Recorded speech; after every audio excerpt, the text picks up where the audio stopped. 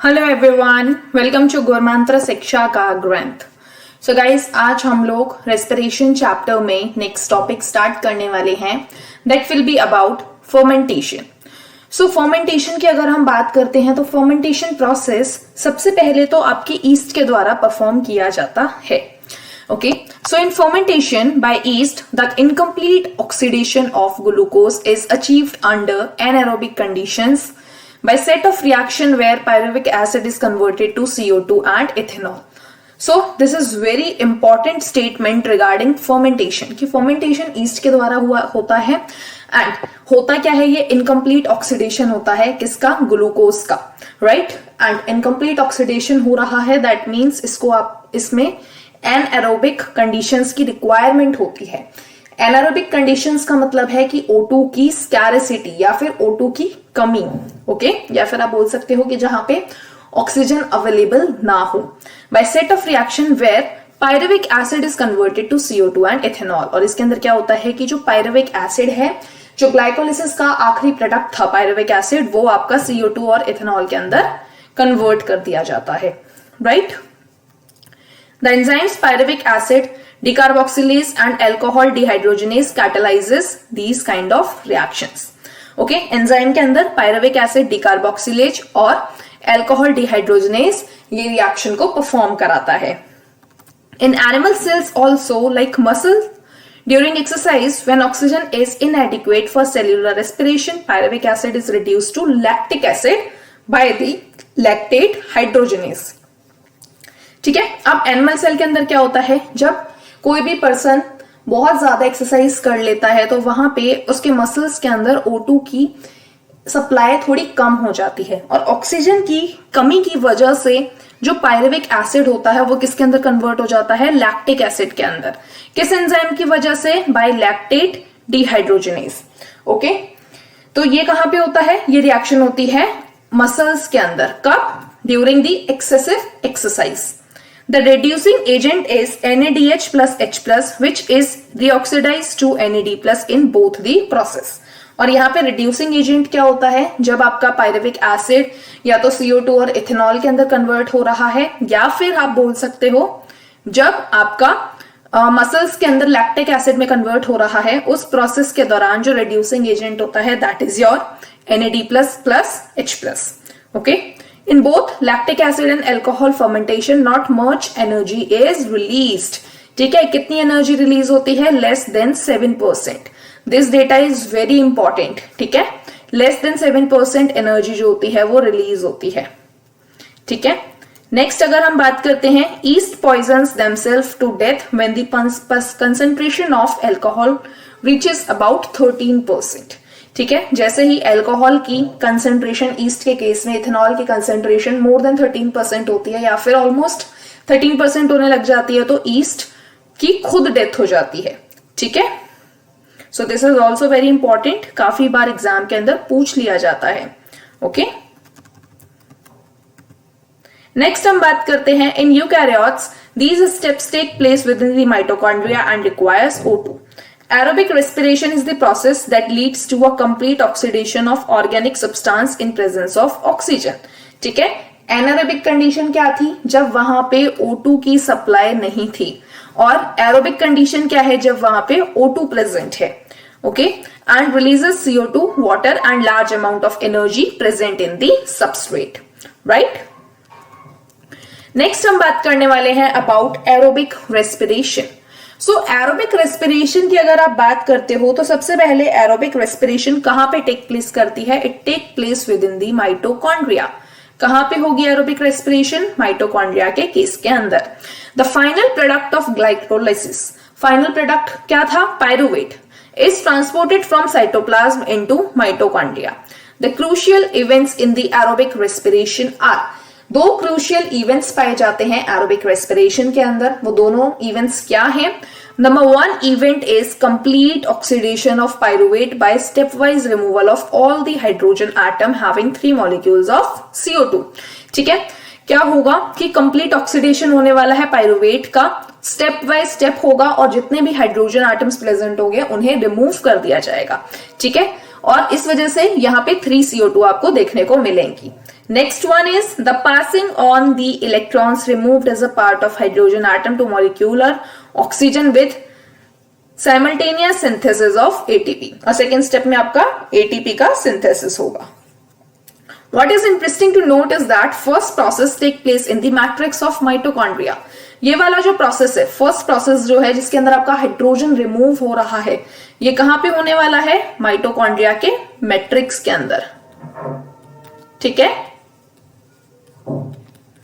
और second process is located on the inner membrane of mitochondria, और ये कहां पे होगा आपका? इनर मेम्ब्रेन में, इनर मेम्ब्रेन ऑफ माइटोकॉन्ड्रिया। ठीक है। Pyruvate which is formed by the glycolytic catabolism of carbohydrate in the cytosol after it enters mitochondrial matrix undergoes oxidative decarboxylation by a complex set of reaction catalyzed by the pyruvate dehydrogenase। यहां पे आपको क्या याद रखना है कि enzyme कौन सा यूज में आ रहा है? Enzyme is pyruvic dehydrogenase, right. During this process, 2 molecules of NAD are produced from the metabolism of 2 molecules of pyruvic acid। Acetyl coenzyme ए जो होता है, जो यहाँ पे बन रहा है, वो आपका रिएक्शन में आप देख सकते हो, pyruvic acid plus coenzyme A plus NADP। NAD in presence of magnesium and pyruvate dehydrogenase किसका फॉर्मेशन कर रहा है? एसिटाइल कोएंजाइम ए plus CO2 plus NADH plus H plus. ठीक है। अब ये जो एसिटाइल कोएंजाइम ए बना है, इस रिएक्शन से ये किसके अंदर एंटर करने वाला है? This will enter into a cyclic pathway. किसके अंदर एंटर करेगा? ये एक साइक्लिक पाथवे के अंदर। और ये जो साइक्लिक पाथवे होता है, इसे आप नाम दे देते हो TCA cycle, try carboxylic acid cycle. Okay. और या फिर आप इसे बोलते हो क्रैब्स साइकिल। ओके। सो ये रिएक्शन बहुत इंपॉर्टेंट है, एग्जाम के अंदर डायरेक्टली पूछ ली जाती है। Now we are going to discuss about TCA cycle, or you can say Krebs cycle, कि ये है क्या? So the TCA cycle starts with the condensation of acetyl group with the oxaloacetic acid। तो condensation होगा किसके बीच में? Acetyl group और OAA के बीच में, and water to yield citric acid, right. Reaction जो होती है किसके थ्रू कैटलाइज्ड होती है? By a enzyme known as citrate synthase, and a molecule of coenzyme A is released. और एक मॉलिक्यूल जो होता है कोएंजाइम ए का, वो रिलीज कर दिया जाता है। ठीक है। Citrate is then isomerised to isocitrate. फिर ये जो आपके पास प्रोडक्ट बना है सिट्रेट, ये अपने आप को आइसोमराइज कर लेता है, आइसोमर बना लेता है, किसके जैसा? आइसोसिट्रेट के जैसा। ठीक है। It is followed by the 2 successive step of decarboxylation. अब इसके बाद 2 सक्सेसिव स्टेप्स होने वाले हैं, किसके? डिकार्बोक्सिलेशन मींस CO2 गैस आपकी रिमूव होने वाली है, leading to the formation of alpha ketoglutaric acid, और अल्फा कीटोग्लूटारिक एसिड का फॉर्मेशन होगा। Okay. And then succinyl coenzyme A. अब देखो, सबसे पहले पायरुवेट, पायरुवेट से बना acetyl coenzyme A, acetyl coenzyme के बाद सिट्रिक एसिड, सिट्रिक एसिड अपने आप को आप बोल सकते हो आइसोमराइज करेगा। ठीक है। उसके बाद isocitrate, then alpha ketoglutaric acid, alpha ketoglutaric acid के बाद आपके पास क्या बन गया? सक्सेनिक एसिड, यहाँ पे then malic acid, oxaloacetic acid. इस तरीके से ये साइकिल अपने आप को कंटिन्यू रखती है। अब जहां जहां पे आपके GTP GDP निकल रहे हैं, फॉर्म हो रहे हैं, एनर्जी ATP कॉम्प्लेक्सेस बन रहे हैं, वो आपको साइकिल के अंदर देखने को मिल रहा है, राइट। तो इस पैराग्राफ के अंदर आपकी यही साइकिल को एक्सप्लेन किया गया है। ओके। अब हम नेक्स्ट जो बात करने वाले हैं, that will be about electron transport system, या फिर आप इसे बोल सकते हो ऑक्सीडेटिव या फिर आप इसे बोल सकते हो oxidative phosphorylation, right. Following steps in the respiratory process are to release and utilize the energy stored in the NADH plus H plus and FADH2। This is accomplished by when they are oxidized through the electron transport system and electrons are passed on to O2, resulting in the formation of H2O। ठीक है। तो ऐसा metabolic pathway जिसके थ्रू आपके electrons को pass किया जा रहा है by one carrier to the another. ऐसे प्रोसेस को आप नाम दे देते हो इलेक्ट्रॉन ट्रांसपोर्ट चेन या फिर ईटीएस, ठीक है। It is present in the inner mitochondrial membrane.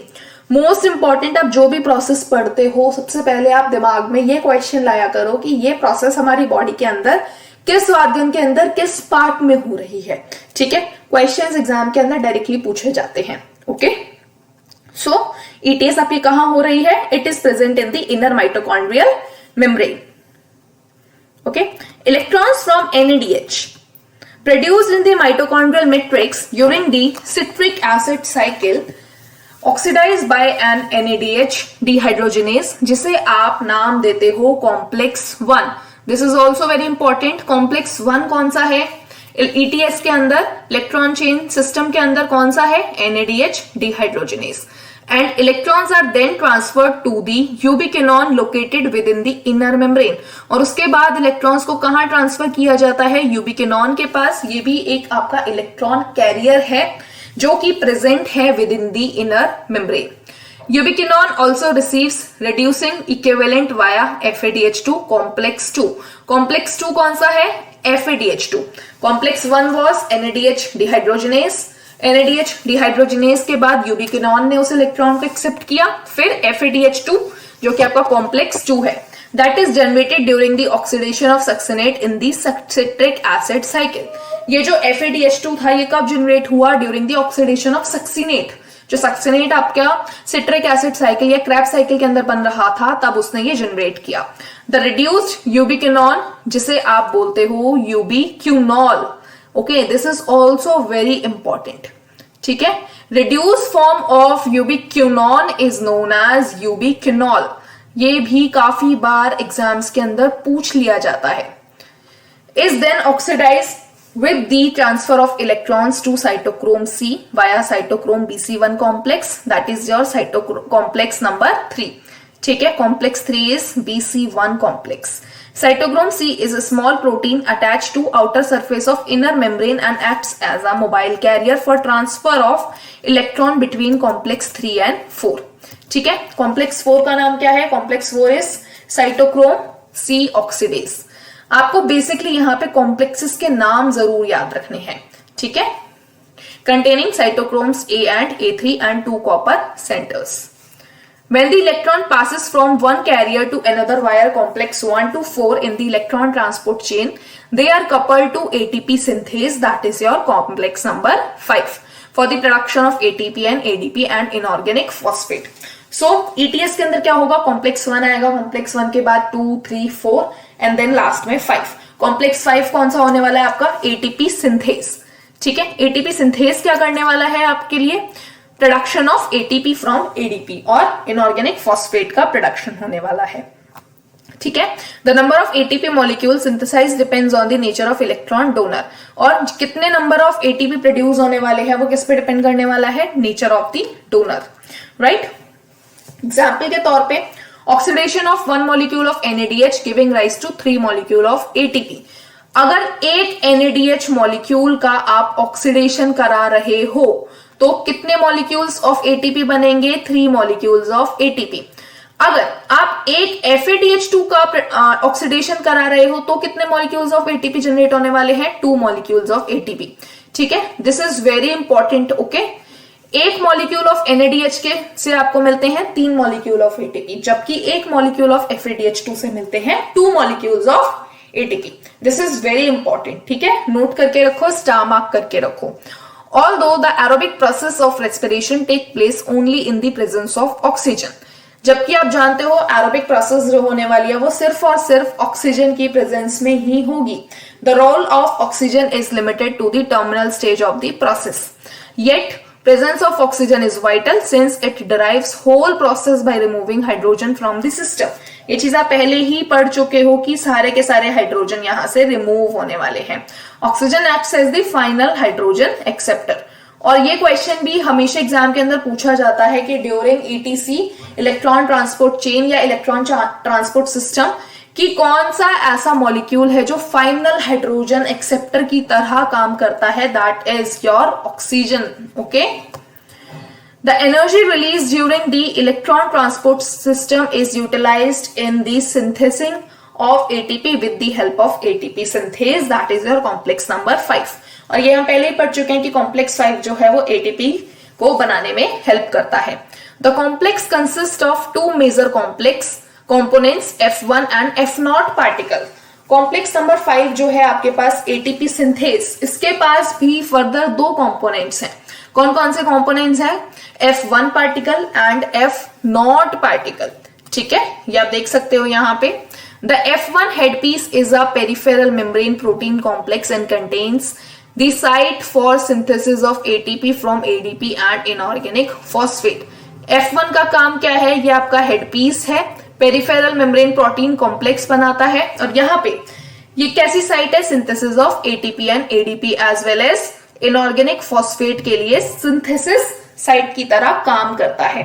Okay, F0 is an integral membrane protein complex that forms the channel through which protons cross the inner membrane. The passage of protons through the channel is coupled to catalytic site of the F1 component of the production of ATP। ठीक है, हर एक ATP के production के लिए 2H+ passes through F0 from the intermembrane spaces।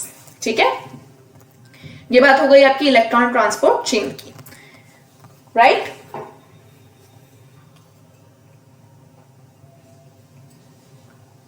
Next हम बात करने वाले हैं about the respiratory balance sheet. So respiratory balance sheet के अंदर आप क्या पढ़ने वाले हो?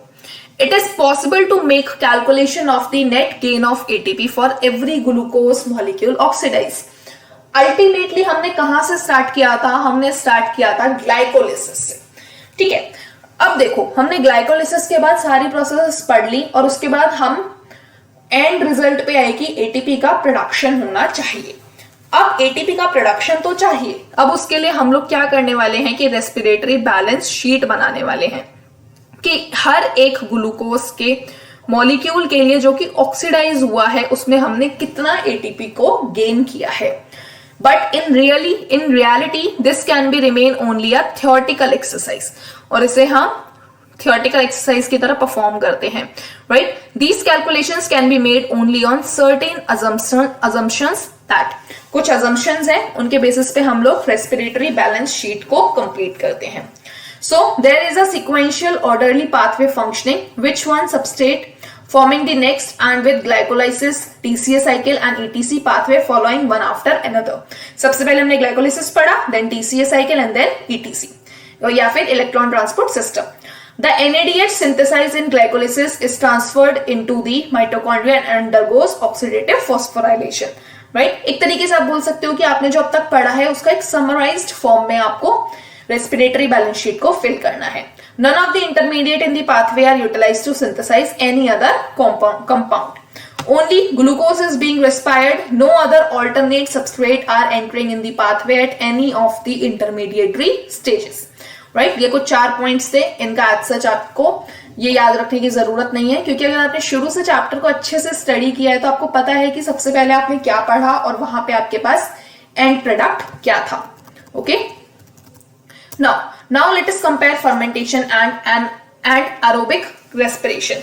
aerobic respiration as well as fermentation को एक बार हम लोग कंपेयर कर लेते हैं। fermentation accounts for only a partial breakdown of glucose। fermentation के अंदर क्या होता है? सिर्फ partial breakdown of glucose होता है, means O2 की कमी की वजह से होता है, right? Whereas in aerobic respiration it is completely degraded to carbon dioxide as well as water molecule। Fermentation के अंदर there is a net gain of only 2 molecules of ATP. Fermentation के अंदर केवल और केवल 2 मॉलिक्यूल ऑफ एटीपी का gain होता है for each molecule of glucose degraded to pyruvic acid, whereas many more molecule of ATP are generated under the aerobic conditions। ठीक है, NADH is oxidized to NAD+ rather slowly in fermentation। However, reaction is very vigorous in case of aerobic reaction। aerobic reaction के अंदर vigorous हो जाती है reaction, right? Next we have is amphibolic pathway। तो glucose is favored substrate for the respiration। आपको पता है respiration के लिए अगर हमें किसी चीज को ऑक्सीडाइज कराना है तो हमारा जो प्राइम इंपॉर्टेंस जाता है, मेजर सबस्ट्रेट जो हमारे पास आ जाता है, या फिर आप बोल सकते हो जो हमारा परमानेंट सबस्ट्रेट है, that is glucose. All carbohydrates are usually first converted into glucose before they are used for the respiration. जितना भी कार्बोहाइड्रेट आपके पास आपकी बॉडी को मिलता है वो उसे सबसे पहले किसके अंदर कन्वर्ट कर देती है, ग्लूकोज के अंदर. Other substrate can be also be respired as has been mentioned earlier, but then they do not enter the respiratory pathway at the first step. ऐसा नहीं है कि सिर्फ और सिर्फ आपका कार्बोहाइड्रेट ही ऑक्सीडाइज होने वाला है, कन्वर्ट होने वाला है ग्लूकोज के अंदर. बाकी चीजों को भी आप as a oxidation, oxidative product use कर सकते हो, ऑक्सीडेटिव सबस्ट्रेट यूज कर सकते हो, लेकिन फिर वो जितने भी रेस्पिरेटरी पाथवे उनके फर्स्ट स्टेप में डायरेक्टली इन्वॉल्व नहीं होने वाले. Right. Fats would need to be broken down into glycerol and fatty acid first. If fatty acids were to be respired then would first be degraded to acetyl coenzyme A and then enter the pathway. ठीक है. तो सबसे पहले important question क्या बन जाता है कि फैट कैसे ब्रोकन होता है. फैट को अगर आप ब्रोक करते हो तो fat glycerol as well as fatty acid में ब्रोक होता है. ठीक है. फिर फैटी एसिड को अगर आपको रिस्पायर करना है तो फैटी एसिड कैसे ब्रेक होगा, एसिटाइल कोएंजाइम ए में. Glycerol would enter the pathway after being converted to PGAL. ठीक है. The protein would be degraded by proteases. Proteins को कौन डिग्रेड करता है, कौन से एंजाइम डिग्रेड करते हैं, that is proteases. And individual amino acids after a deamination depending on their structure would enter the pathway at some stages with the Krebs cycle or even as a pyruvate or the acetyl coenzyme A. ठीक है. Fatty acid कैसे broke होंगे, acetyl coenzyme A में. ठीक है. But when the organism need to synthesise fatty acid, acetyl coenzyme A would be withdrawn from the respiratory pathway for it. ठीक है. ये भी इंपॉर्टेंट है. Respiratory pathway is involve in both anabolism and catabolism. It would hence be better to consider the respiratory pathway as amphibolic pathway. So amphibolic pathway का मतलब क्या है कि यहाँ पे आपके पास एनाबॉलिक रिएक्शंस भी होनी चाहिए एज वेल एज बॉडी के अंदर कैटाबॉलिक रिएक्शंस भी होनी चाहिए. एनाबॉलिक रिएक्शंस का मतलब ऐड होना. ठीक है. कैटाबॉलिक रिएक्शंस का मतलब होना ब्रेक होना, कट होना. राइट. तो ऐसी रिएक्शंस जिसके अंदर anabolic as well as catabolic reactions होंगी उसे आप एम्फिबॉलिक रिएक्शंस बोलते हो या फिर एम्फिबॉलिक पाथवेज बोलते हो. ठीक है. ये आपको चार्ट दिखाया हुआ है, आप इसे स्टडी कर सकते हो. नेक्स्ट हम बात करते हैं about respiratory quotient. Respiratory quotient की अगर हम बात करते हैं, the ratio of the volume of CO2 evolved to the volume of O2 consumed in respiration is called respiratory quotient or respiratory ratio. So basically respiratory ratio की अगर हम बात करते हैं तो ये वो रेशियो है जो कि जितना वॉल्यूम ऑफ CO2 इवॉल्व हुआ है to the volume of O2 consume, कि कितना CO2 तो बाहर निकला है और कितना O2 हमने कंज्यूम किया है. इसके रेशियो को आप नाम देते हो रेस्पिरेटरी क्यूशेंट या फिर respiratory ratio. When carbohydrates are used as a substrate, जब आप कार्बोहाइड्रेट को एज अ सबस्ट्रेट यूज करते हो और कार्बोहाइड्रेट्स कंप्लीटली ऑक्सीडाइज हो जाते हैं तो RQ कितना होने वाला है, it will be equals to 1. ठीक है. ये रेस्पिरेटरी क्यूशेंट इनका जो वैल्यू है ये आपको याद रखनी है, एग्जाम के अंदर डायरेक्टली पूछी जाती है. Because equal amount of CO2 and O2 are evolved and consumed respectively as shown in the equation below. Right. So ये भी आपके पास इक्वेशन, बट इंपॉर्टेंट क्या है कि कार्बोहाइड्रेट का रेशियो कितना आने वाला है, 1. फैट्स की बात करते हो तो फैट्स के केस में लेस देन 1 होने वाला है and that will be equals to 0.7. Proteins के केस में रेशियो कितना होने वाला है, 0.9. सो आपने 3 रेशियो देख लिए किसके केस में, कार्बोहाइड्रेट के केस में. इसके अलावा आपने रेशियो देखा फैट्स के केस में, इसके अलावा प्रोटीन के केस में. कार्बोहाइड्रेट में 1, फैट के केस में आपके पास कितना रेशियो आ रहा है, 0.7 एंड प्रोटीन के केस में 0.9. सो ये आपकी RQ की वैल्यू है. ये तीनों वैल्यू आपको याद रखनी है. Okay. So this was all about today's lecture guys. I hope आपको रेस्पिरेशन चैप्टर क्लियर हो गया होगा. एंड इसी के साथ आपका प्लांट फिजियो का रेस्पिरेशन चैप्टर कंप्लीट हो जाता है। अगर आपको कोई भी डाउट है तो आप कमेंट करके पूछ सकते हो। एज वेल एज अगर आप गुरमंत्रा शिक्षा के ग्रंथ पे नए हो तो आप चैनल को सब्सक्राइब जरूर कीजिए। एज वेल एज अगर आपको लगता है वीडियो इन्फॉर्मेटिव है तो आप इसे शेयर भी कर सकते हैं। Till next video, stay tuned. Thank you very much. Those who are new, I am one of the educator on Unacademy also. Unacademy India का लार्जेस्ट लर्निंग प्लेटफॉर्म है। आप वहाँ पर मुझे नेहा तनीजा नाम से फॉलो कर सकते हैं। वहाँ पर आपको complete unit 1 to 13 syllabus complete करने को मिलेगा after taking the subscription. After taking the plus और आइकॉनिक सब्सक्रिप्शन आप वहाँ पर ले सकते हैं, जिसमें आपका कंप्लीट सिलेबस कवर होता है along with doubt sessions. PDF formats में आपको नोट्स मिलते हैं, test series is there, recorded sessions will be there and again aptitude part will also be considered. India के टॉप एजुकेटर्स आपको वहाँ पढ़ाते हैं। Again most of the important units मैं भी कंप्लीटली वहाँ पर कवर कराती हूँ, specifically for CSI, UGC NET and other life sciences exam also. तो आप वहाँ मुझे ज्वाइन कर सकते हैं।